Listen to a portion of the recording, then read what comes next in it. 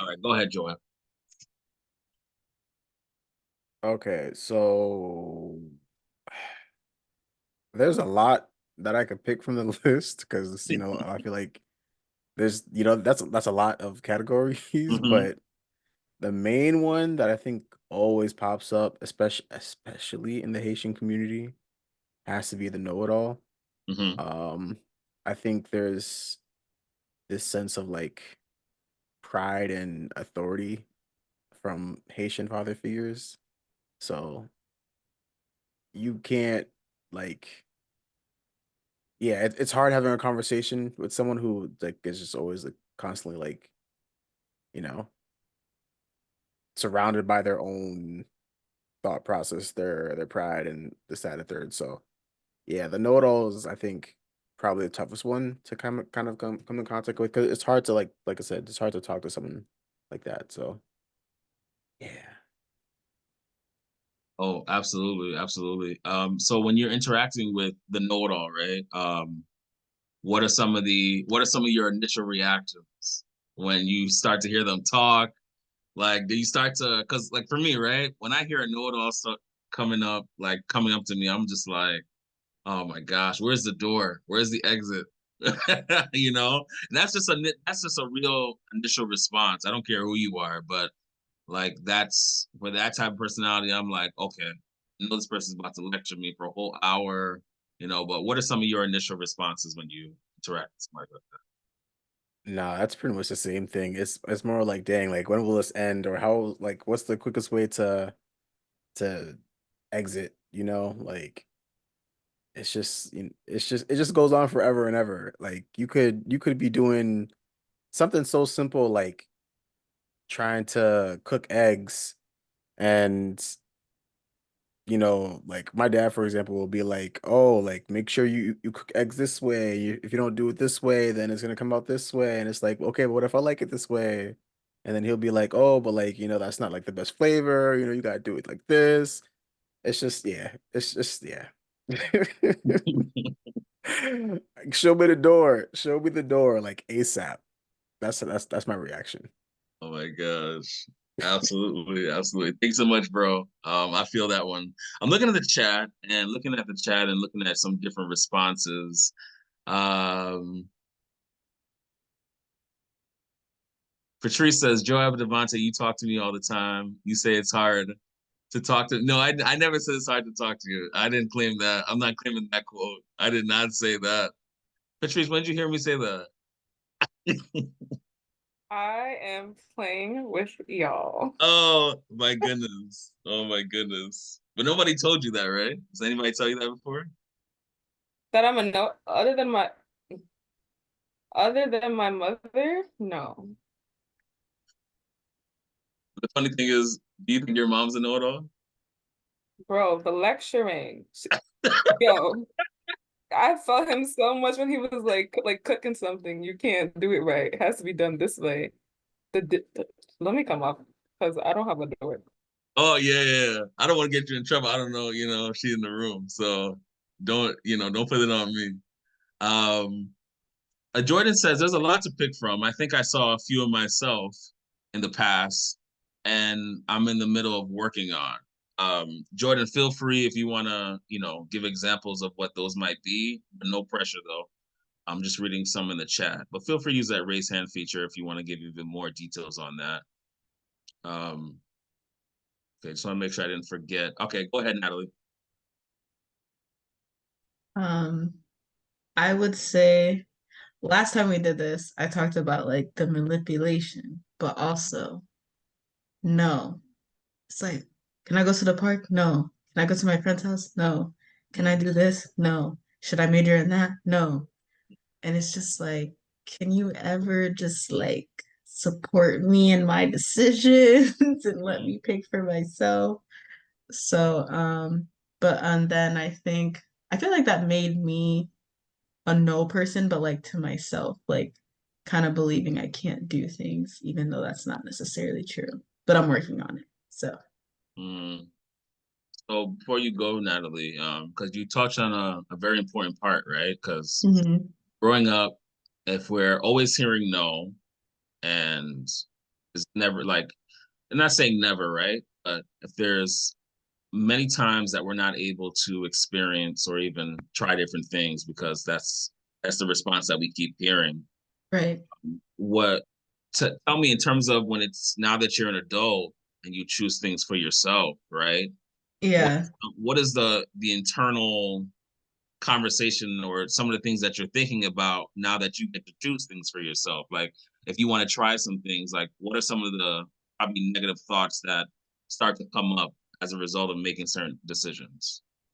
Okay, so I remember when I did an internship like 2 summers ago, like summer 2022, I had to like move away temporarily Hmm. just for like a couple months, and I was so scared because I thought because like hearing no all the time made me think like, oh, I can't do anything on my own. So it was like a lot of fear, and I had like a lot of doubt, and I thought like it would go really bad. But then like when I actually did it, because like they were kind of saying like, no, you shouldn't do it. You should just commute every day. Mind you, like the place is like an hour and 10 minutes drive. So imagine like doing that commute every day, Hmm. which would have been like really not enjoyable. But yeah, it was a lot of fear and it was a lot of doubt.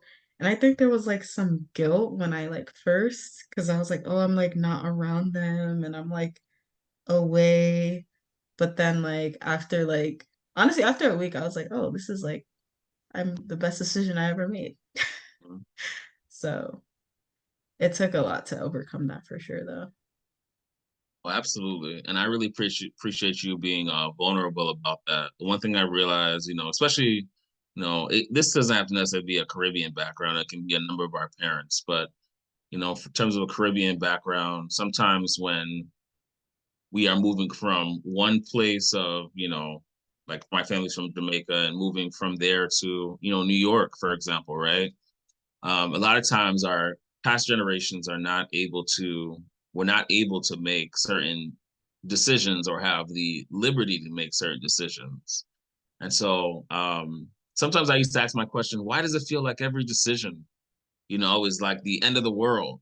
Like if I make this one decision or if I fail, it's the end of the world. And I came to realize that for some of them, you know, moving from one place to another, they didn't have as much freedom, didn't have as much what's the word? Security, right? And so sometimes you get comfortable with what's comfortable, what brings security, the what you know as a term instead of what you don't know. And the beautiful thing is them making the sacrifices and doing what they did, doing what they could, provided us opportunity to have a healthier view of failure, healthier view of taking chances because we're in a more secure spot. More opportunities are provided, but sometimes it will take them a little while to get there because of what they're used to. And so definitely understand that, Natalie, and definitely felt that guilt as well. Okay. So thank you so much for that. Jordan, go ahead. All right, so here's the deal. Uh-huh. Three of the things that stuck out to me Mm-hmm. was the no person and the yes person. Mm. The no person I've encountered, and the yes person I used to find in myself, particularly because of my childhood. Because I used to, well, I didn't have I had very little friends growing up. In fact, I was by myself the majority of the time. Because of that, there was a point in my life where I was incredibly desperate to have friends. It's actually kind of embarrassing to think about the amount of nonsense I put up with back then. I still question it to this day. But point is, desperation led to me not wanting to say no to anybody Mm. because I wanted to have friends that badly, to the point that I was willing to put up with incredibly poor communication and a lot of disrespect and inconsideration just because I like I wanted to see them as my friend. Mm-hmm. But when I got to college, I started to think, what do I really want in a friend?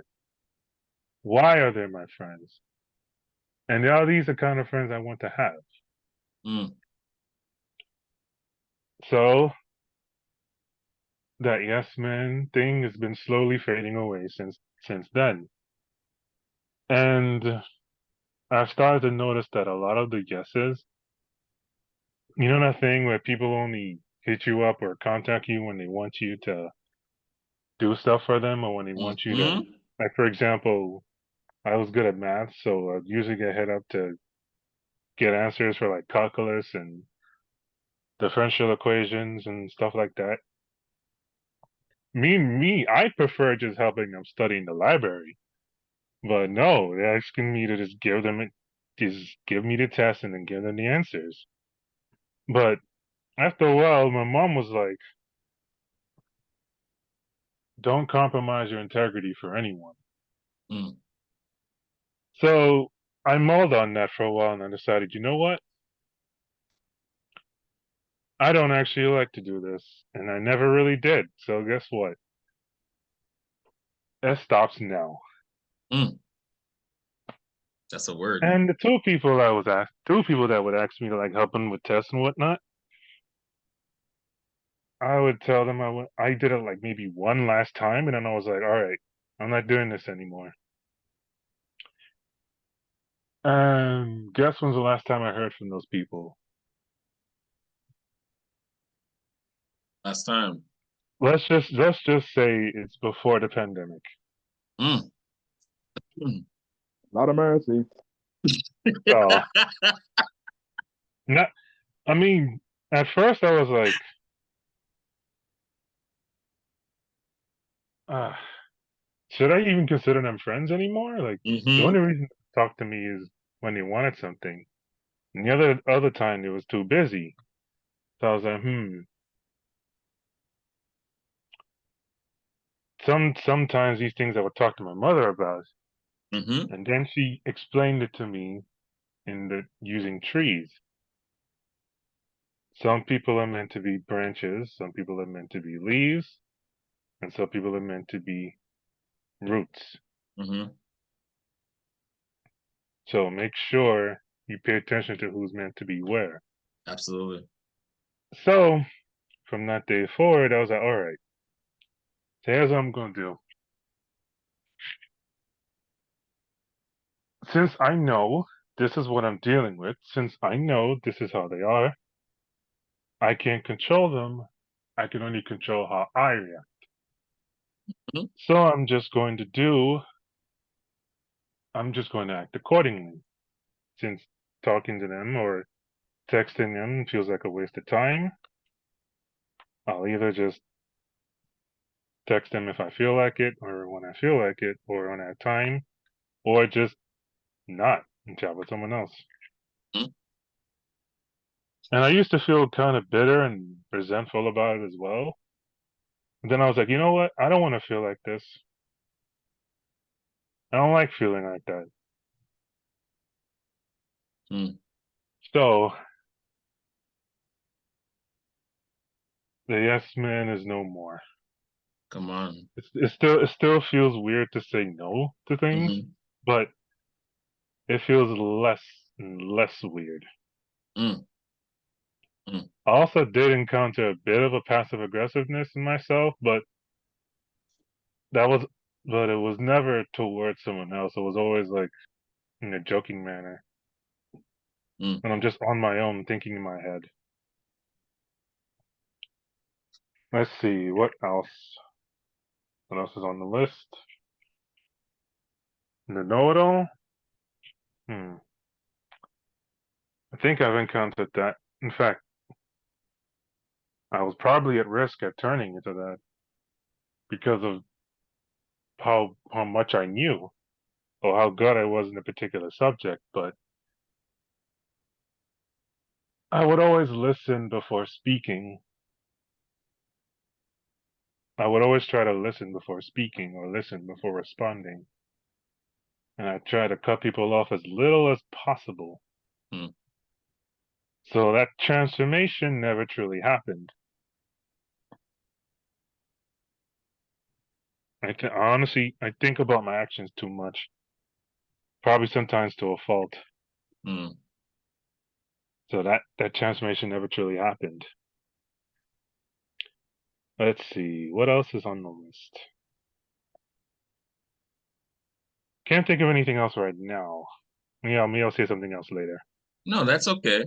Well, first, I just want to just thank you for your vulnerability. And I was just reflecting on some of the things that you said here. You know, starting out, you spoke about how you kind of felt like the word was used desperate, because, you were seeking, care, I would say even love you know, from friends growing up. And I don't think it was desperate at all. I think we're kids. We're growing up. We're trying to figure out life. We don't know the things that we're missing until we're told, until we realize we don't know, right?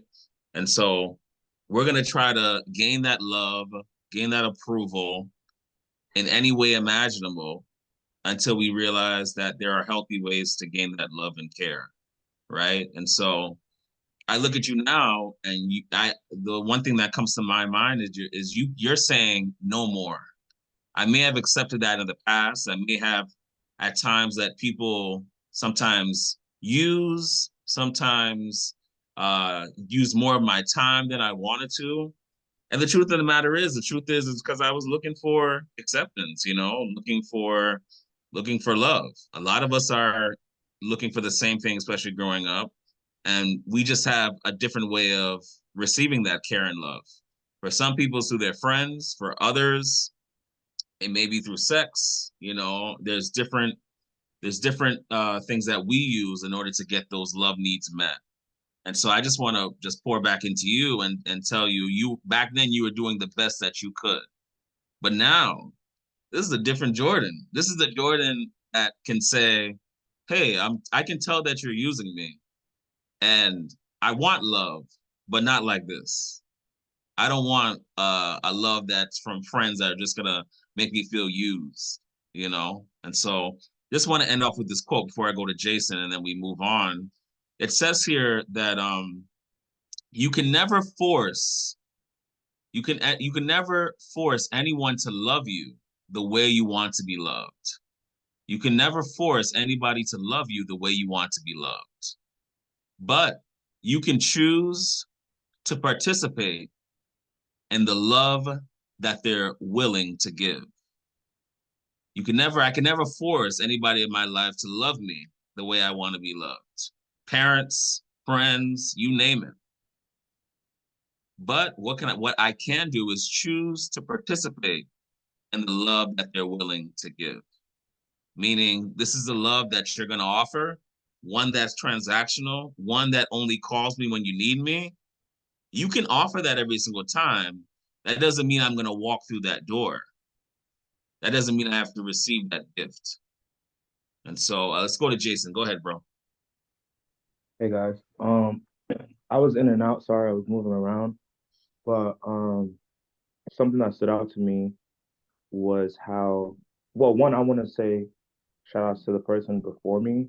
I came in where he said that the yes man is dead or something like that, and I resonated heavily with that in terms of just like being a recovering yes man. And I feel like when you brought up the definition and you were saying how it was the goal of a yes man is to be like non-confrontational and like kind of like avoiding conflict. I feel like I went through a lot of that in my training as a child to be obedient, if that makes sense. Like I've been pretty smart my whole life, and I find it hilarious that my parents put all this energy into making me smart just for me not to have discourse about things. It was it's like and like you are not smart, mom. It's like y'all paying for this education. Like I just I don't know what y'all expected me to do, fam. And it's like now that I'm older and like I got a little more respect from them. Because really, I'm the same kid, bro. I'm not gonna lie. Like I've had the same thoughts since I was 12. You feel me? But now that I'm older, now they're giving me more space to have discourse and stuff. So I'm working on, getting out of the habit of avoiding conflict and silencing myself, if you will, in the name of not talking back. Because talking back just turns you commanding me to do something into a conversation. And I feel like I was always shut down as a kid. So I became this kind of like introverted kid who just like, whatever they say, that's what you're supposed to do. Yes, ma'am. Yes, sir. Kind of a situation.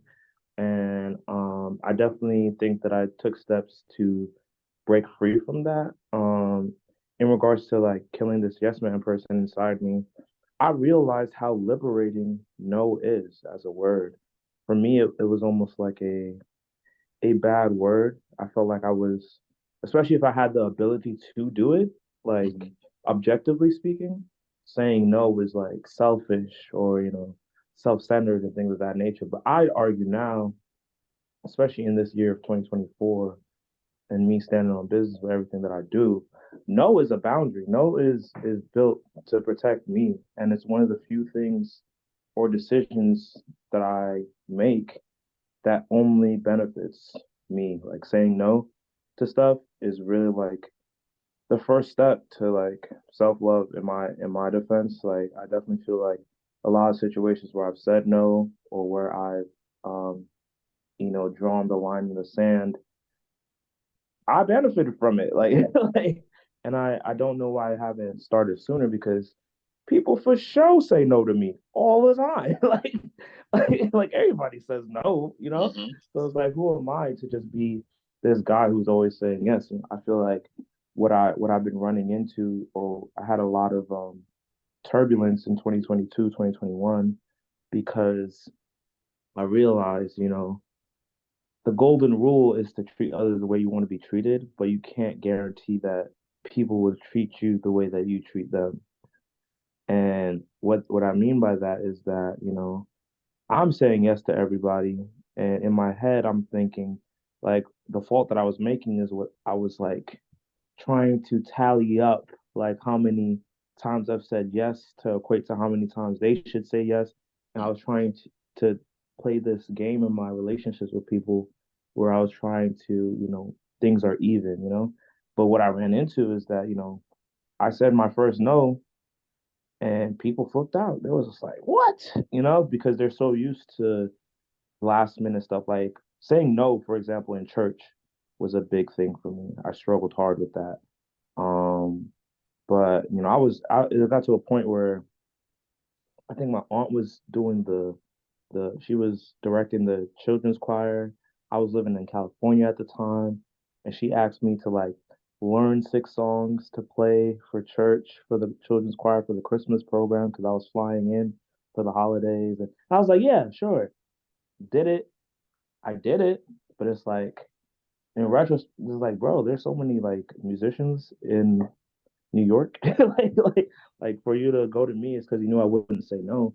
And so it got to a point where saying no in church doesn't feel like a sin. It feels like a boundary. Like I used to really feel like, oh, if I say no in church, like I'm not doing the Lord's work, like this. But it's like I know for a fact I value my time, and a lot of times in church, there's a lot of last minute stuff being done. I don't know how it's in your guys' churches, but at my church, they're infamous for last minute plays, last minute requests, and they be trying to guilt trip you. And I'm at the point where it's like it don't work. Like I just got out of a praise team meeting, and the pastor was trying to have us like sing 5 songs, or no, sing for 30 minutes at this program that he's coming up with, and we already have to sing at church, so we haven't started rehearsing for church. So he wants to sing an extra like 30 minutes worth of songs without the proper prep time. And I told him straight up, yeah, we're not doing it.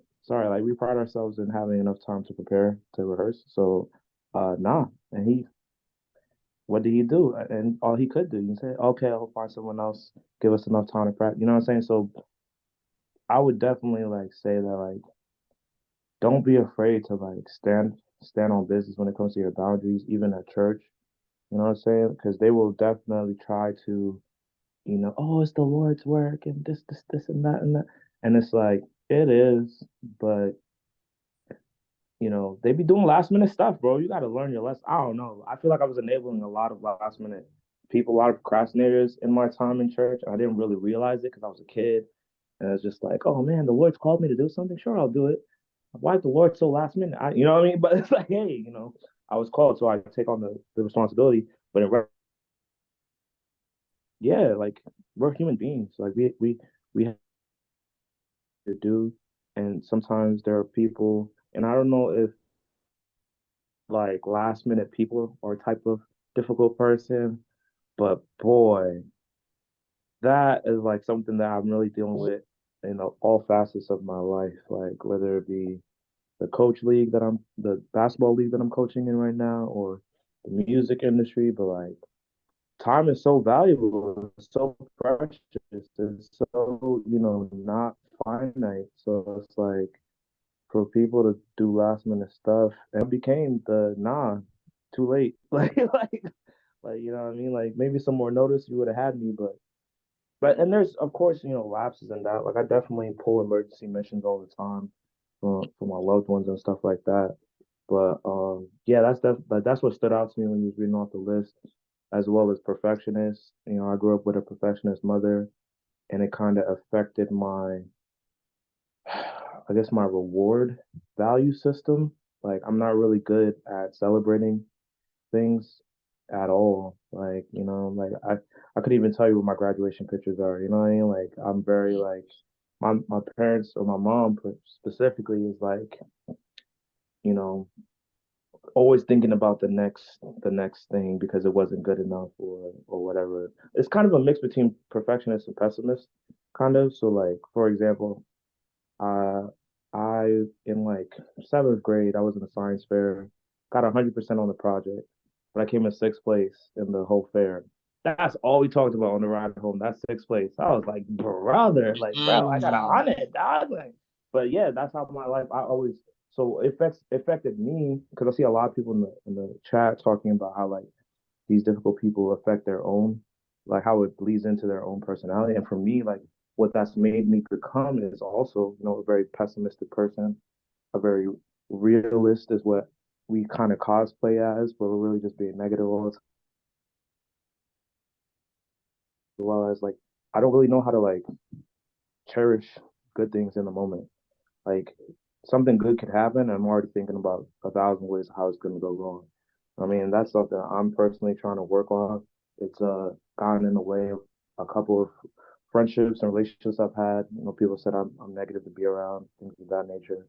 But yeah, I don't want to hold up the whole vibe. There's 41 people in here, but I hope some of that resonated with people because I definitely think that list was jam packed with a lot of people, and I saw myself in a lot of the descriptions, and I realized the things that I'm still, working on. No, absolutely. I just want to thank you so much for your vulnerability, Jason. For those that just jumped on, just as a review, the question we initially started out with is what kind of difficult people do you have in your life?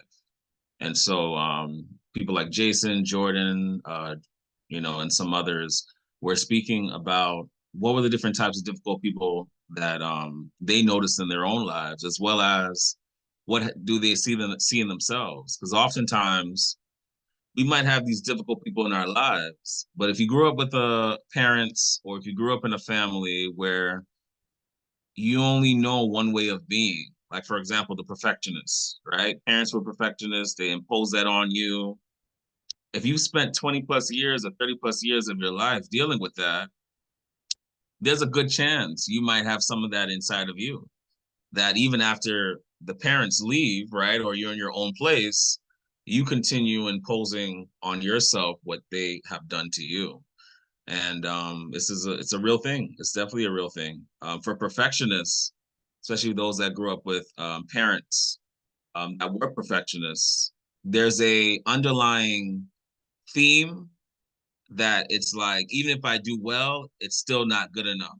And so ultimately, kids grow up feeling nothing I ever do will be good enough. And so when do we ever stop? You're continuing to try to climb for something that's unattainable without enjoying the blessing that's right in front of you. and the goals that you have, so no positive reinforcement at all. Caroline, you're up. Hey y'all. Hey. Again, my apologies for lateness. I'm sitting here with my children like, oh my goodness, I'm late for something. My BTM family. Anyway, I feel like I came in at a good time. Who's Jason? I like him. Anyway, everything I feel like he said, except for the music part, because that's not my gift, I resonated with. Okay. One thing that I have been, my family, so I feel like I have the opportunity. I can be transparent with you guys. Has been boundaries. My first book for the year. Is set boundaries, find peace. Between family and church. For those who don't know, my husband is a pastor, so my happiest times for church is when, not to say it's crazy, when I'm pregnant and I'm able to be home with my babies, and I'm joining and I join BTM every week with my folks. There's nobody touching my belly, there's nobody talking past me to talk to my children, there's nobody asking about the kids husband without talking to me. Family members, they just expect for you to be present and try to fix relationships and situations that you didn't break. People at work be tripping, having expectations for you, but don't have enough for themselves. They don't even touch the standard. So when you talking about dealing with difficult people, that especially Jason, that word boundaries came to mind. But that's such a, you may have had a program about this, so I'm not trying to like run your service like I usually do or not. But when you talk about boundaries, that's like, my therapist asked me, she said, Caroline, so we talking about boundaries, you gonna read the book, but what's your biggest fear about setting this boundary? And my fear was, like, you set the boundary and then someone says no, and then you immediately backtrack like, oh, this is uncomfortable. Or like you start being intentional about the boundary and then you're just like, you fall off. Or because people resist, you just, you know what, I'm gonna go back to the old way. So like, sometimes it's not as simple as like saying no. Yes, no is a complete sentence, but sometimes you gotta like the young folks say, staying on business. And business is more than just like no. No what?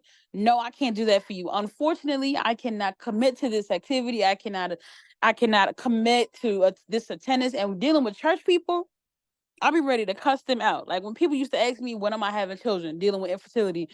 Um, please, it got to a point where you start, God, in God's time, not yet. The Lord will provide the kids when it's time. And y'all, the Lord's still working on me. Okay, so let this next part fly over your head. It got to a point where I'm like, yo, mind your own coochie, because you mind mine a little too close, and I'm gonna need you to mind yours.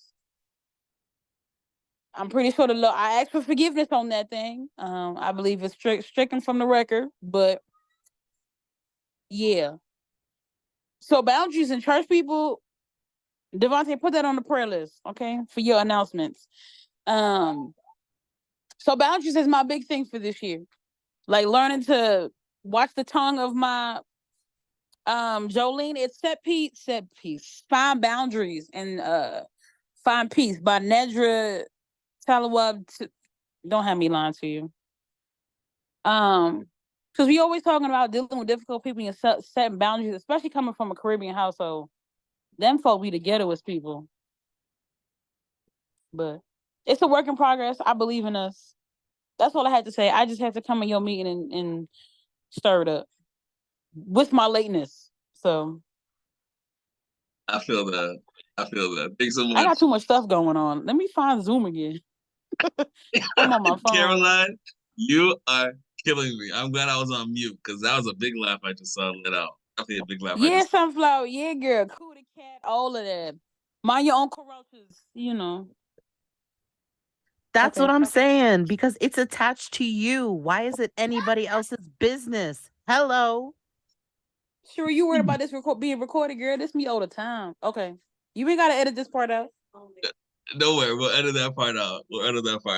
Y'all are killing me. Y'all.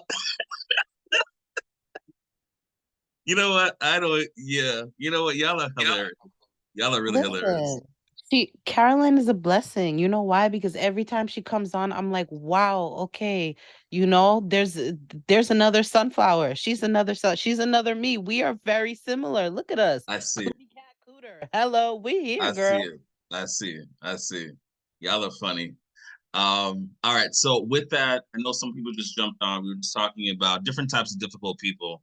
And we talked about a number of them, the perfectionists, the meddler, the passive aggressive person. And so I'm gonna read a scripture really quickly. And I need you guys to just answer really quickly, whatever comes to your mind. What kind of difficult person is this? Um, So let's go to Matthew 12. I'm reading Matthew 12 and probably just the first couple of verses. But listen to what this says, Matthew 12. It says, Jesus is the Lord of the Sabbath. Okay. It says, at that time, Jesus went through the grain fields on the Sabbath. His disciples were hungry, and they began to pick some heads of grain and eat them. When the Pharisees saw this, they said to him, look, your disciples are doing what is unlawful on the Sabbath. He answered, haven't you read what David did when he and his companions were hungry? He entered the house of God, and he and his companions ate the consecrated bread, which was not lawful for them to do, but only for the priests. Or haven't you read in the law that the priests on the Sabbath duty in the temple desecrate the Sabbath and yet are innocent? I tell you that something greater than the temple is here. If you had known what these words mean, I desire mercy, not sacrifice, you would have condemned the innocent. For the Son of Man is Lord of the Sabbath. All right, so as we're looking at the scripture here, and I mentioned the Pharisees, looking at the list that we had before, what would you label the Pharisees as in this particular text? What type of difficult person?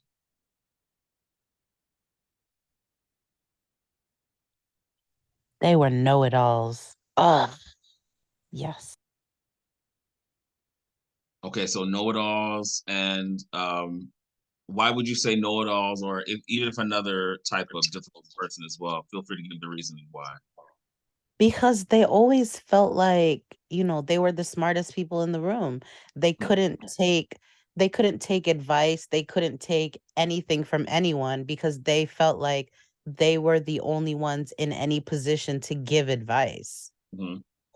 Like people like that, they're very unteachable. You don't know everything. You're not God. Mm, absolutely. Darren, you said the tormentor. Why the tormentor? Because they mistreated people who they thought were below them. That's it. That's all I got. No, that's fine. That's good. That's good. That's good. All right. Anybody else? I see Savi and Cherie said the judge. The judge. As well. All right. So okay. So far we started off the service talking about the different types of difficult people, and that was to make sure that everybody was on the same page, right? From last week. Now we're going to talk about why certain people are difficult. There are 4 different reasons why that this book I've been reading, dealing with the people you can't stand. When I saw the title, I said, "Oh my gosh, I gotta choose it. I gotta pick it." But dealing with the people you can't stand, it spoke about the 4 intents, and these are basically showing the relationship between assertiveness and also motive. Assertiveness and also motive. Difficult people just don't wake up one day and say, I want to be difficult. Okay. Most likely, an infant doesn't just say, oh man, I want to be difficult for the rest of my life. I love it. I love it. I love it. Pick me, pick me, pick me. Infants don't do that. And so normally a person that we would label as difficult ends up being someone, and I'm just breaking it down in just terms that are just simple, but the person that ends up being difficult is someone who over time does not know how to speak up for their own needs, does not know how to speak up for their own needs. And as a result, they become that passive aggressive, or they become that silent, difficult person. Okay. And we're going to talk about what I mean in more depth here. But we just show you what I'm referring to now. Okay. So it says here, just for a reference, every behavior has a purpose or an intent, and that the behavior is trying to fulfill.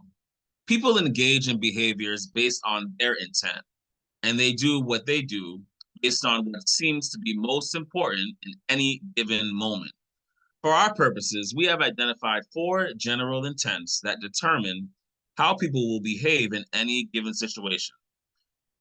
I want to let you know that there could be more, but for the purpose of this book, there were 4 examples given. While these are obviously not the only intentions motivating behavior, we believe that they represent a general frame of reference in which practically all other intents can be located. And so as a framework in understanding and dealing with difficult behaviors, and that's right, difficult people, here are the 4 intents. Number 1, get the task done. You might be encountering people that they like to get the task done, and we'll go into detail on what that is. Number 2, the second intent is get the task right. Get the task right. You might know some, I need to get the task right kind of people. Number 3, you might know some people, and even yourself, that like to get along with people all the time. They don't want anybody angry with them. Peace, no matter what, even if it means false peace. And number 4, get appreciation from people. So basically, once again, underneath a person that's considered to be difficult are needs that go unmet, okay? Or times where these people cannot speak up for themselves. And so instead of being assertive and sometimes getting those needs met, they end up over time becoming that difficult person. All right, so let's go through each one. And if you know someone that is the get the task done, get the task right, get along with people, get appreciation from people, I want you to look at each description and see which one connects with what you're going through, with someone else, or what you might have yourself. Number 1, get the task done. Get the task done. Have you ever needed to get something done, finished, and behind you? If you need to get it done, you focus on the task at hand. Any awareness of people is peripheral unless they are necessary to accomplishing the task. When you really need to get something done, you tend to speed up rather than slow down, to act rather than deliberate, to assert rather than withdraw. And when finishing a task is an urgent need, you may even become careless and aggressive, leaping before you look, and speaking without thinking first. But it's not only important to get it done, sometimes it is more important to avoid making mistakes, to be certain every detail is accurate and in place. Are you that get that task done kind of person? Take a mental note. Number 2, get the task right. Have you ever sought to avoid a mistake by doing everything possible to prevent it from happening? Getting it right is another task, focus, intent that influences behavior. When getting it right is your highest priority, you will likely slow things down enough to see the details, thus becoming increasingly focused on and absorbed in the task at hand. You'll probably take a good long look before leaping. If you ever, that's right, if you ever leap at all. I might be coming for some people here. I don't know. Or maybe you might say, you're not talking about me, you're talking about somebody else. We'll see. When we talk about getting the task right, are you so focused on getting the task right that you never leap at all, that you never make a decision at all, that you're stuck in the same place?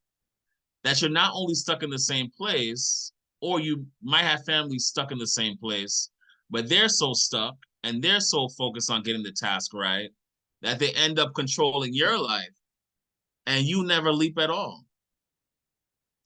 Okay? This one, as this is the second part of it, you may even refuse to take action because of a particular doubt about the consequences. Sometimes it's a matter of time. Of course, it is important to find a balance between these two intents. When we call that getting it done right, because if it's not done right, then it's really not done, is it? But any number of variables can shift this balance. For example, if you were given 2 weeks to complete a task, initially you might lean more toward getting it right and go slowly and carefully. But as the deadline approached, now they talk about me. They're coming for me now. As the deadline approached, like that paper I had the other day, and especially the night before, the balance could shift dramatically toward getting it done. You might suddenly be willing to make sacrifices in detail. I sure did. That before seemed unthinkable. Okay. We have two more. Get along with people. And remember, for those that had just jumped on, these are basically the underlying sometimes needs that difficult people have. Difficult people, it ends up being a progression in becoming difficult. But beneath all that, they themselves have needs in terms of being seen and heard, or liking to get things done, or seeing things done right. And when they're not able to communicate effectively, when they're not able to be heard, when they're either too aggressive and get denied by people, or so silent that they're never heard by people, they end up progressing downhill, downhill, downhill, that what was once supposed to be a need has now become your difficult person. I like things to get done right, because I like to see quality. But maybe I grew up in an environment where a lot of people just shut me out, didn't hear me. So as a result, now that I'm an adult in my job, I'm going to control all the people in my group. Or in my friend group, I'm going to make decisions for them. Okay? That's how it might. How about this one? Are you the get along with people type of person? Another intent behind behavior is to get along with people. This is necessary if you want to create and develop relationships. When there are people with whom you want to get along, you may be less assertive as you put their needs above your own. Jordan was kind of speaking about this as well. If getting along is your top priority and people ask you, where would you like to go for lunch? You might respond, where would you like to go? They may want to get along too and say, wherever you like. Are you hungry? To which you respond, are you hungry? In this situation, personal desires are of lesser importance than the intent to get along with other people.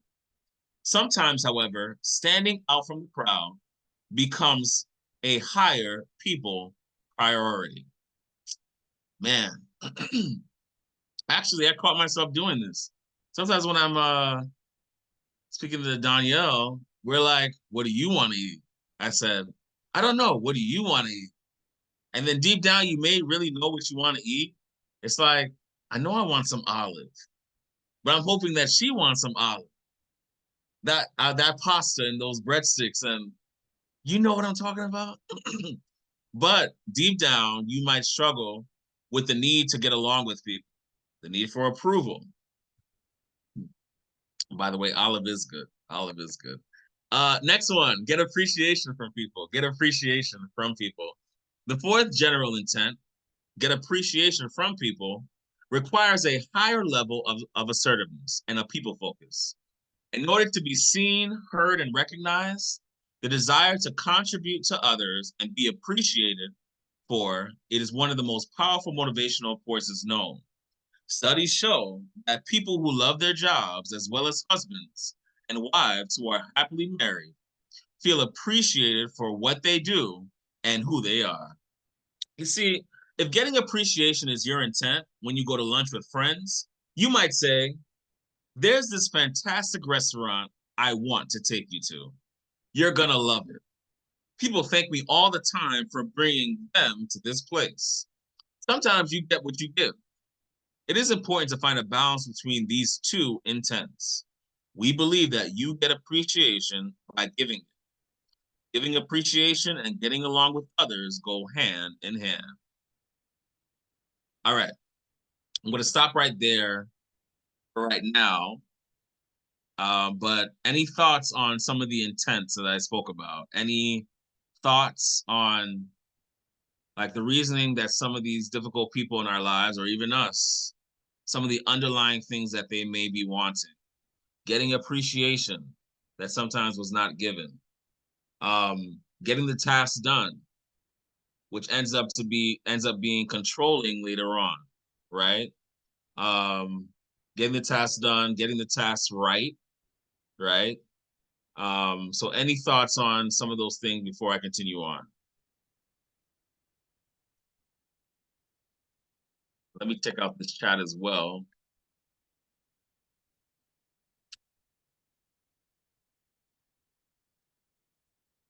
Coming for me too. That's okay. I'm done. I'm done. It's for me from the past, then it's somebody I used to know. I'm done. Not you're just somebody I used to. Getting appreciation and the tasks done are huge for me.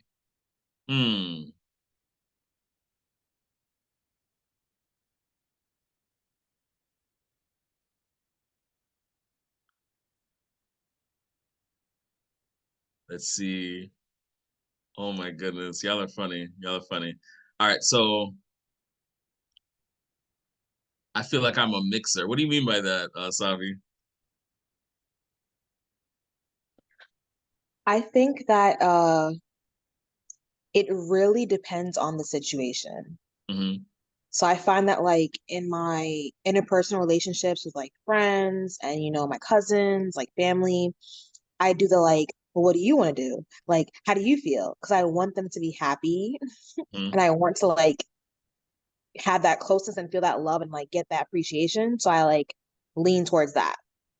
But if I'm doing something for work and like it's for kids, I want it to be done right.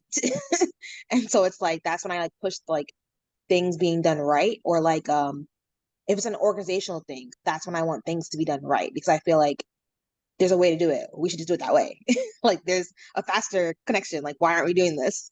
And I get into like this like very much like a planning mode. Um so it's like, yeah, I feel like it really depends on the situation, but I'm finding that like I do a bit of it all depending on where I'm placed. Mm-hmm. And I maybe I'll say I lean more on a yeah, no, I don't lean more anywhere. I do a bit of it all. It's actually kind of bad. I'm done. I'm done. Follow-up question for you.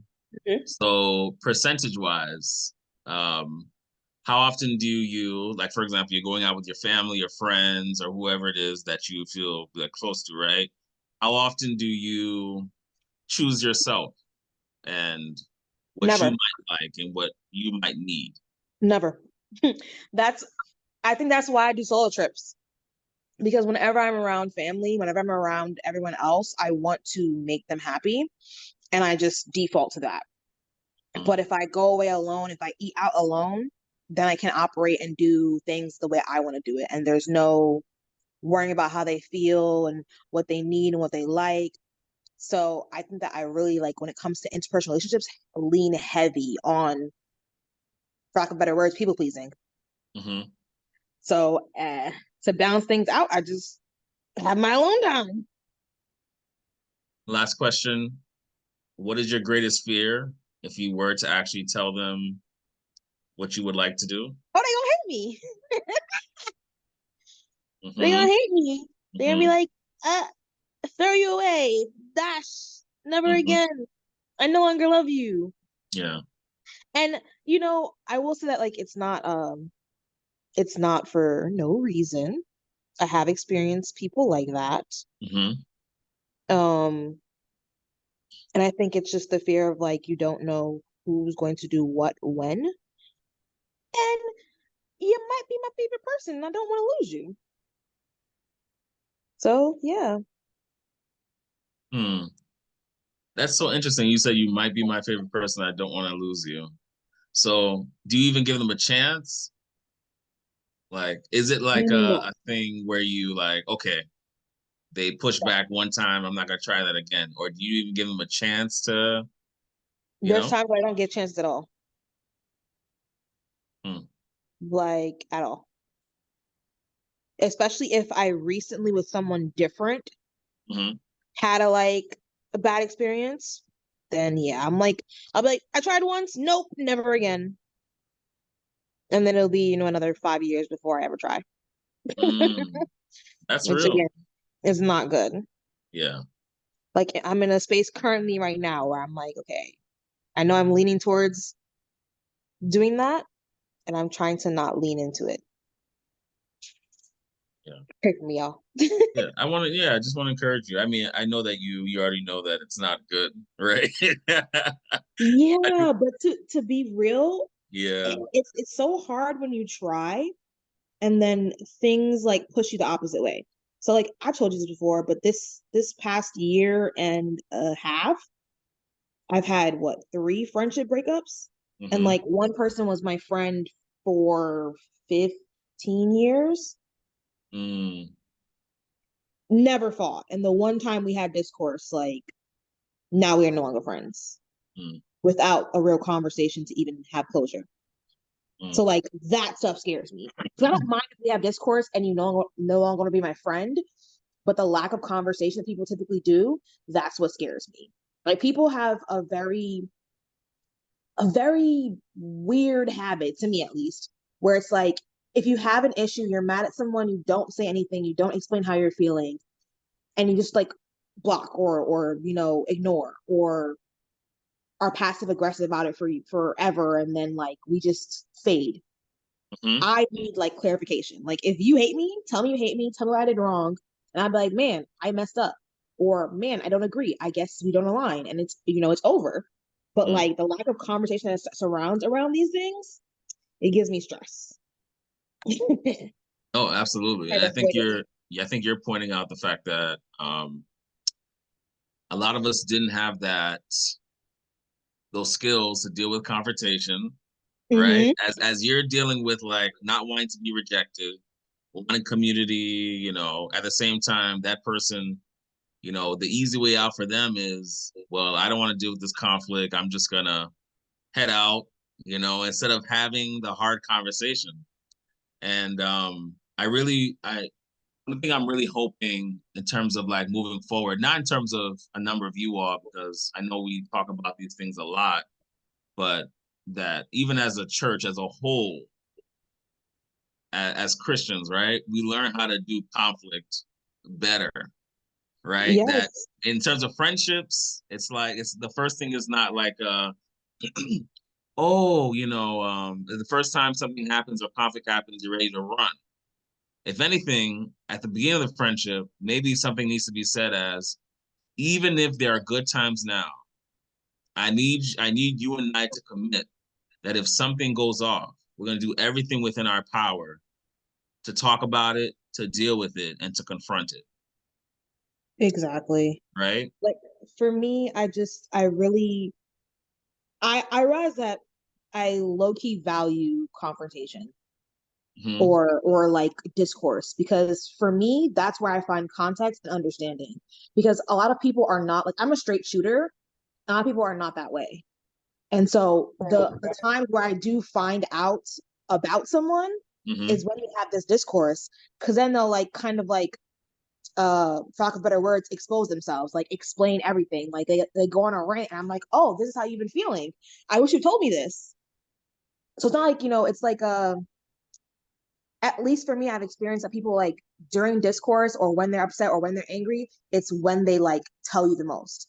And for me, that like helps, because a lot of times people just like don't say how they feel. And then when I do it, it's like, you're so blunt. Why do you do that? Yeah. And it's like, no, I just like to know things. Tell me it. Because I'm not good at reading minds at all. I'm not good at reading cues. Hmm. Cues do not help me. Be for understanding, I need people to be explicit. Like, if not, I will make mistakes, I will step on toes. And it's not for a lack of trying or for me being a mean person. I'm just not good at understanding cues.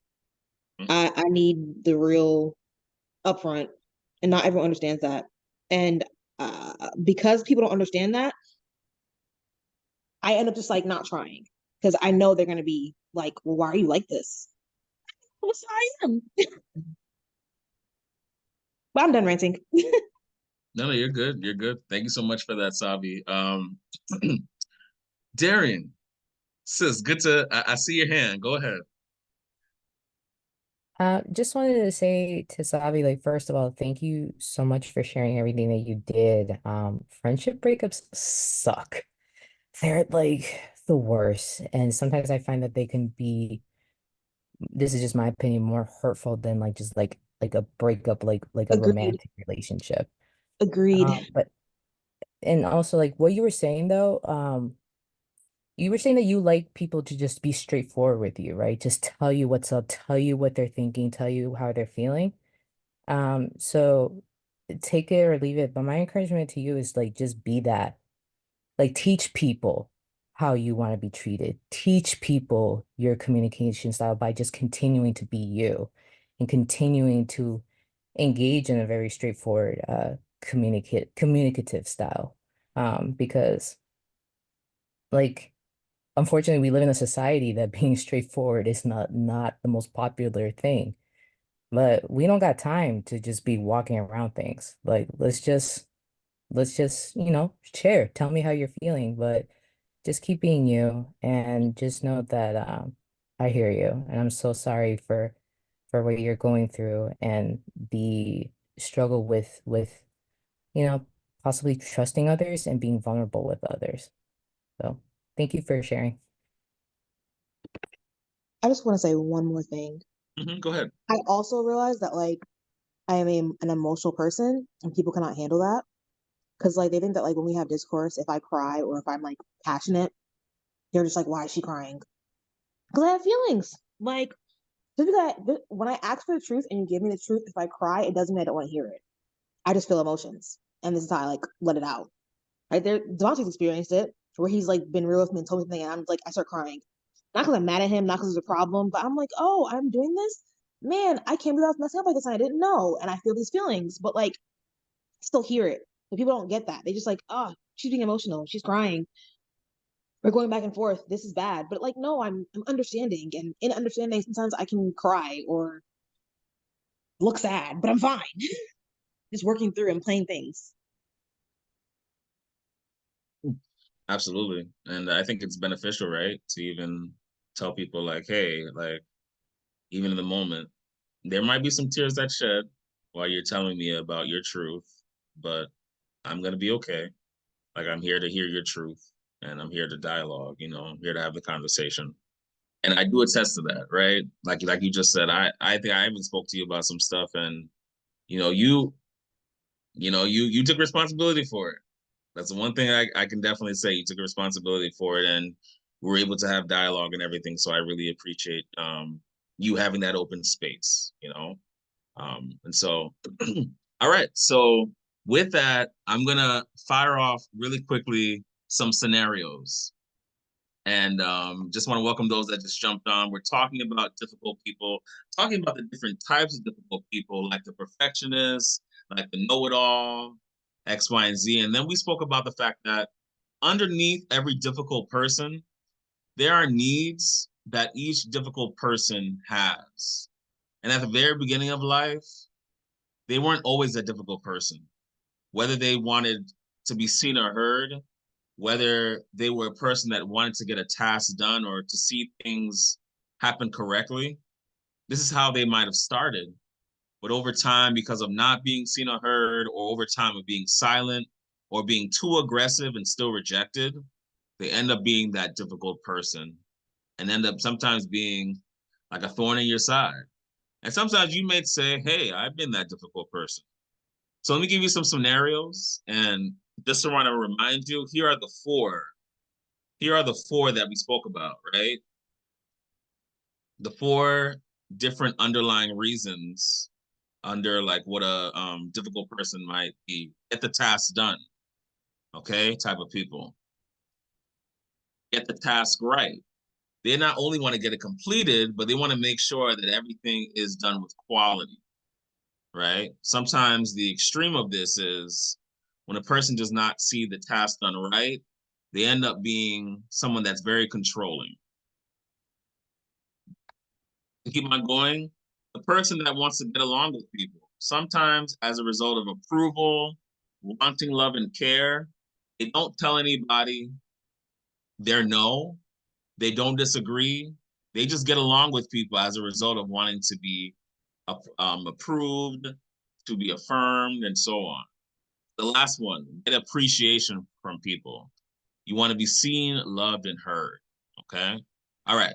So, first scenario. Once it comes to your mind, I want you to shout it out what you think, which one of these four matches up with the scenario. All right, so this one's about Jack. Jack has been given a project to do at work. Scenario, he has 3 weeks to do it, and since it could lead to a promotion, he really wants to make sure it is done right. He needs some figures from his coworker, Ralph. Ralph hands him the paper and says the bottom line came to about 1050. Jack says, what do you mean 1050? What specifically is it? Ralph says 1050.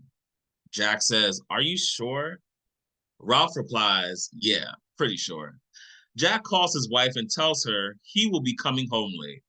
That night, he locks himself in his office to slowly and methodically check Ralph's figures.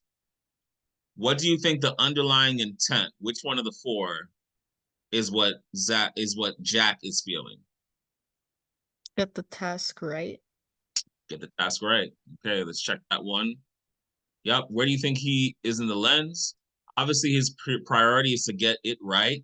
He slows down and withdraws into the task to make sure it is done correctly. Excellent job. I think that was Natalie, right? I think so. Second Yes. scenario. Yep, I'm good with the voices now. Second scenario. It is the weekend now, and Jack is working away in his home office. His 7-year-old daughter comes in and says, Dad, come look at the painting I did in my room. Jack pushes his work aside and spends the rest of the afternoon playing with his daughter. That night, his wife says she got a sitter, and she suggests that they go out for a nice dinner alone. When she asks where he would like to go, he replies, wherever you want. At dinner, she asks if he will have time tomorrow to fix that leaky faucet in the kitchen. Jack thinks of his project and knows he doesn't really have time, but says, okay, sure things. Where is he now? What is his intent? What do you think his intent is?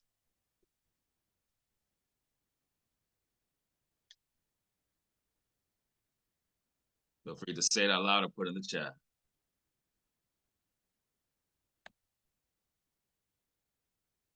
I think his intent is like peace, but I don't remember which one. Oh, which one of the four? Yeah. Let's see. Get appreciation with people, get along with people, get the task right, get the task done. Ooh. Do you think it's get along with people? I think it's Which one it is? Get along and appreciate. Along and appreciate. Let's see. All right. So, yep. So obviously, to get along is Jack's intent. He puts his need aside to please the people he cares about. The project suddenly becomes secondary to getting along with family. The next day, Jack fixes the plumbing, and while he is in a fix-it mode, he repairs the burner on the stove that wasn't working and replaces a torn screen. When his wife comes back from shopping, she wants to show him what she bought, but he first insists on showing her what he did. Once again, when his wife comes back from shopping, she wants to show him what she bought, but he first insists on showing her what he did. Where is Jack now? Wanting appreciation. Appreciation. Absolutely. Wanting appreciation. Thanks so much, Jordan, for that. So remember, difficult people, They did not just wake up being difficult. As a result, over time of being hurt, not being seen, not being assertive, they end up finding other ways to get these needs met. Appreciation, getting their tasks done correctly, or getting the tasks done at all, right? At a good time. And then even while you're dealing with these difficult people, those needs still need to be met. They might be a headache in your life, but the main point is we want to make sure that before we go to cutting somebody off right away, what is the dialogue we have? Is there a way we can have conversation with these people and find out what are the things that they truly appreciate? Is it getting along with people? Or what is most meaningful to them? All right. Yep, getting appreciated. Okay. I'm getting ready to just close this, but here's what I want to do here. I want to just go over this last one with you. It says how to speak, or a quick summary when you communicate with problem people. Your goal: speak to be understood. Speak to be understood. Number one, monitor your tone of voice. Number two, state your positive intent. Number three, and then I'm going to talk about these in detail as we start getting ready to close out, okay? Tactfully interrupt interruptions. Number four, tell your truth. And number five, be ready to listen. When you're having conversation with a difficult person in your church, no matter what, like anywhere, we're gonna look at some tips. And as you see here, these are the 4 ones that we talked about. Get it right, get it done, get along, get appreciated. When we're able to understand that these are the underlying motives, along with some others maybe, that are behind people's reasoning for why they do what they do, helps us to more be able to cooperate and work as a team and understand ourselves and also the people we're in relationship with. But when people don't know how to speak up for themselves, they tend to control. Starts off as control, for example, and then over time they might become the know-it-all.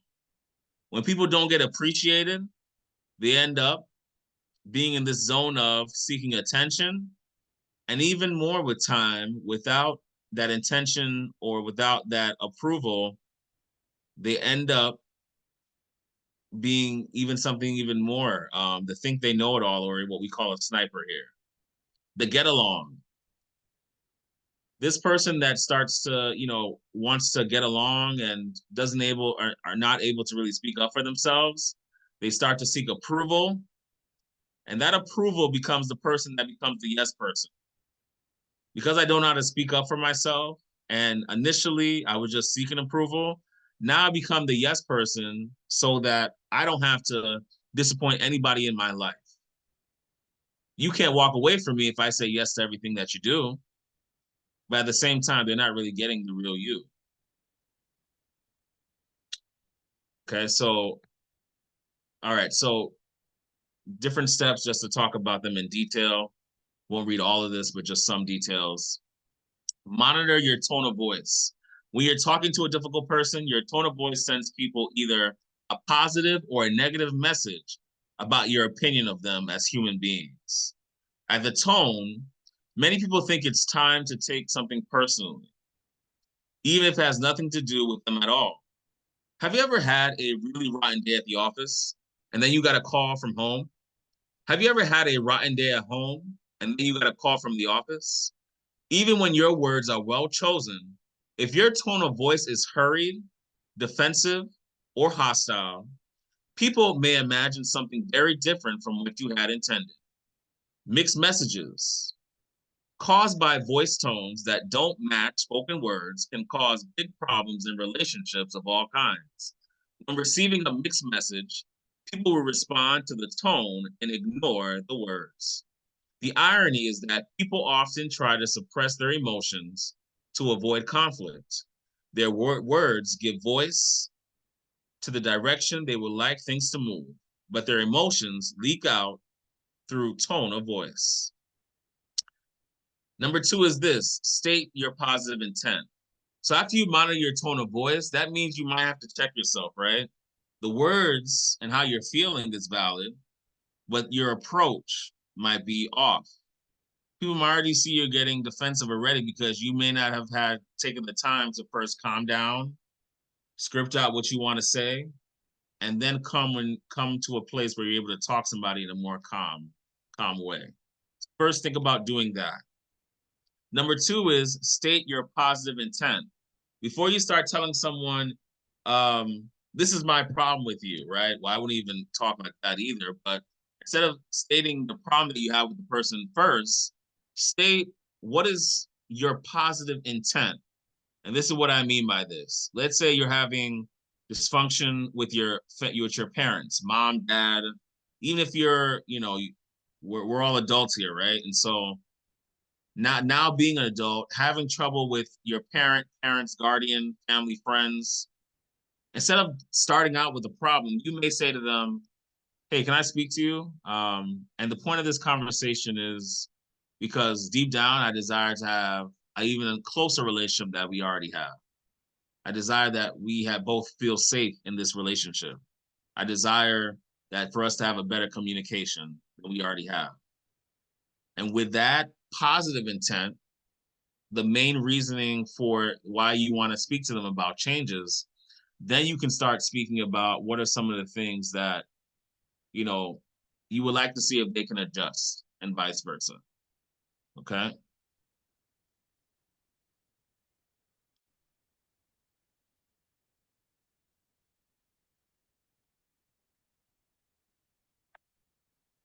All right. So let me give an example of this. Give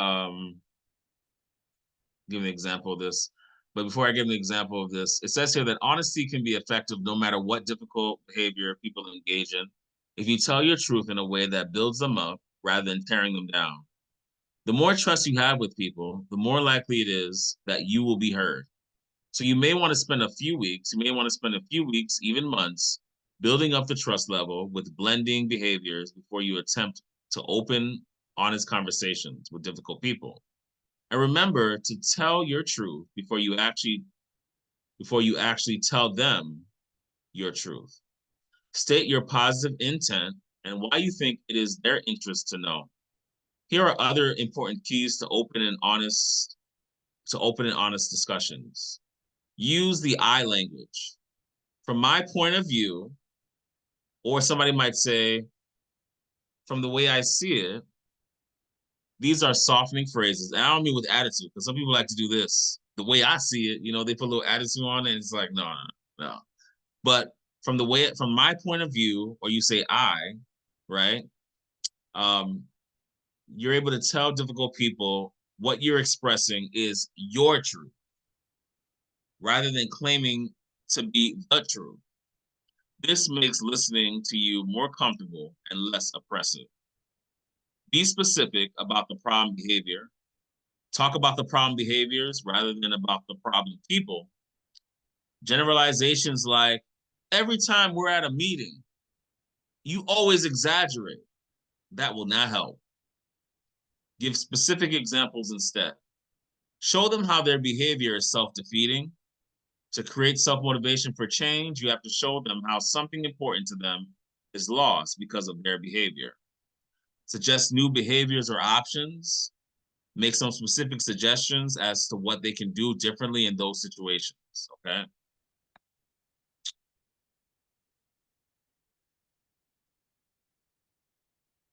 All right. And so I think this is an example of what not to do and what to do. All right. So, for example, we knew a secretary named Doris who had an overly sensitive boss who was mismanaging her time. After keeping a time log to determine if the problem was real or imagined, Doris found she was spending 2 hours each week making and delivering coffee, and an hour and a half each week turning the sprinklers on and off. Meanwhile, her boss would get mad at her for not getting enough done, even though he was the one giving her the other tasks. The first time Doris tried to communicate to him about this, she said, "Sir, I think you have to take a look at how you are mismanaging my time. You keep giving me low priority work, and it's keeping me from getting my work done. To which he replied, oh, I am I? Well, listen, and listen well, because I don't intend to repeat myself. If you find it so difficult to work here, perhaps you ought to start looking for a meaningful employment. Now get out of my office, stop wasting my time, and get back to work. Undaunted Doris studied communication and mastered the art of redirection. And a few weeks later, excuse me, sir, I know you're busy. I'll only take a minute. I want to be the most productive secretary that you have ever had. She is now stating her intent. She states the intent of her time log. To accomplish this goal, I have kept a log of how my time gets spent. The reason I'm here is to show you this log so that you can help me improve my productivity. The intent behind this meeting.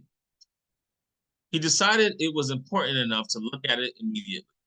He was stunned when he saw how her time was being spent. He apologized to her, and together they worked out the details of a new relationship that made better use of her abilities and freed her from mundane time-wasting activities. Okay.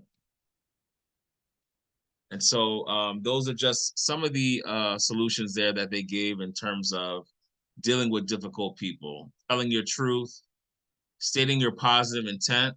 I want to have a closer relationship, or I want to make sure that I'm doing the best at my job.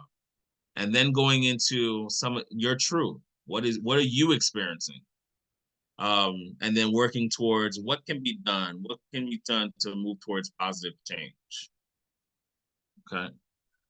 And so as we start to close out just this Bible scripture, this is from Matthew 10, 38 to 42. Matthew 10, 48 to 38 to 42. It says, at the home of Martha and Mary, as Jesus and his disciples were on their way, he came to a village where a woman named Martha opened her home to him. She had a sister called Mary who sat at the Lord's feet listening to what he said. But Martha was distracted by all the preparations that had to be made. She came to him and asked, Lord, don't you care that my sister has left me to do all the work by myself? Tell her to help me. Martha, Martha, the Lord answered, you are worried and upset about many things, but few things are needed, or indeed only one. Mary has chosen what is better and will not only be taken, and it will not be taken away from her. We also look at one more in Matthew 26, 1 to 11. Matthew 26, 1 to 11.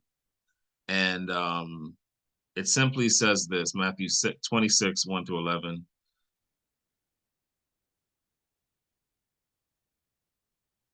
This is verse 6, actually. Jesus anointed at Bethany. While Jesus was in Bethany, in the home of Simon the leper, a woman came to him with an alabaster jar of very expensive perfume, which he poured on his head as he was reclining at the table.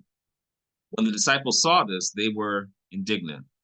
Why this waste? They asked. This perfume could have been sold at a high price and the money given to the poor. Aware of this, Jesus said to them, why are you bothering this woman? She has done a beautiful thing to me. The poor you will always have with you, but you will not always have me. When she poured this perfume on my body, she did it to prepare me for burial. Truly, I tell you, wherever this gospel is preached throughout the world, what she has done will also be told in memory of her. Really quickly, in a minute or two, you look at these two stories, Mary and Martha, and then Jesus as well. Mary and Martha, when we talk about those four intents, what do you think Martha was seeking? Out of those four intents that we spoke about, what do you think Martha was wanting at that time? Mm-hmm. Getting the job done, appreciation. Yup. Appreciation, absolutely, absolutely. And then also looking at the story of Christ, because I want to also show this is not only ordinary people, only biblical people, talking about Christ himself, right? They were complaining, why is she using this oil on him? But Christ says, the poor you'll always have with you, but, basically, what about me? What do you think Christ was experiencing at this time?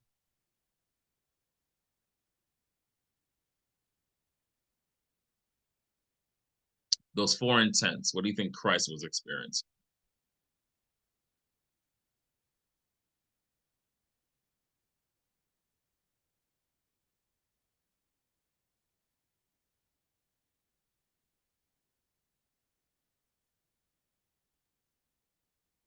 Oh, I I guess appreciation. Mm-hmm. Mm-hmm. And I'd Patrice, say being appreciated. you say that one more time, Jordan? I'd say being appreciated. Mm-hmm. Mm-hmm. And so if Christ himself also can have these similar intents, right? The core need of being appreciated, right? Obviously, Christ is not like the rest of us where because we don't speak up or we're not assertive, we end up being that difficult person or can't speak up for ourselves and so on. He is assertive, right? But we all have those similar needs. If Christ has those needs, what does that mean for us? Does anybody have any thoughts on that? Christ can be honest about like even this appreciation aspect. What does that mean for us even today? That it's okay to be appreciated. Mm-hmm. It's not something negative or prideful. Mm-hmm. Um, well, I have my thoughts on why Jesus wanted to be appreciated with the oil, but simply, um, simply it has there's more to do with pride. It's something that it does to the soul when somebody affirms you, in the way that God is calling you. Mm. I love that. Anybody else? Yeah. The question in the chat from Sabi was, is it okay to have desires? And Psalm 37:4 says, take delight in the Lord, you know, says take delight in the Lord, and he will give you the desires of your heart. Take delight in the Lord, and he will give you the desires of your heart. It's not just talking about any kind of desires, but understand that God has made us in his image. He's made beautiful, beautiful human beings. That everything that's a part of them is not based off of, yes, we are sinful beings, but not everything about us and not every desire is something to be destroyed. There are some desires that need to be submitted to God, but there's other desires where God is saying, you're in my will, you've been doing life with me, you're taking delight in me, and I can grant you the desires of your heart.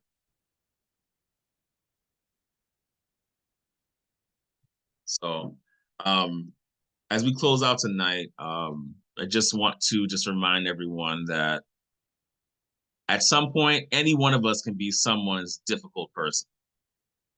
You know, I'm pretty sure I'm someone's difficult person, especially when I'm in the class and I'm asking a whole bunch of questions and stuff like that. I'm pretty sure I'm someone's difficult person. God knows. Um, one lady in the seminary, she looks at me, but we joke with each other, but she goes, Trouble. I said, Are you talking about me? I said, Thank you. I said, Go ahead, But what I do want to say is when we talk about difficult people, understand that at any time and point that we could be that difficult person. And always understanding that people have their own story. They're coming from somewhere. You may not always talk to them. They may not always be your best friend, but always having a space that if you can dialogue with them, what happened to you? What have you gone through? What are some of the things that you needed growing up and vice versa? You know, be open to at least doing that. Can never force you, but at least there's an openness. Tell your truth, monitor your tone, because God knows the Jamaican mom in me, if he wanted to come out, I had to catch myself this week. I said, whoa, I had to snatch it back. I said, not I said, not the Kingston, not the Montego Bay Jamaica mom coming out. I said, where did that come from? I snatch it back. You just snatch it back, you know? But I will tell you this, monitoring our tone, letting a person know what is the intent. I want a closer relationship where I want to make sure that, you know, my work relationship is going as healthy as possible. So with that, we're gonna stop right here. We'll get ready to pray. There are some quick announcements. Just want to let you guys know, and let me just stop this recording really quickly.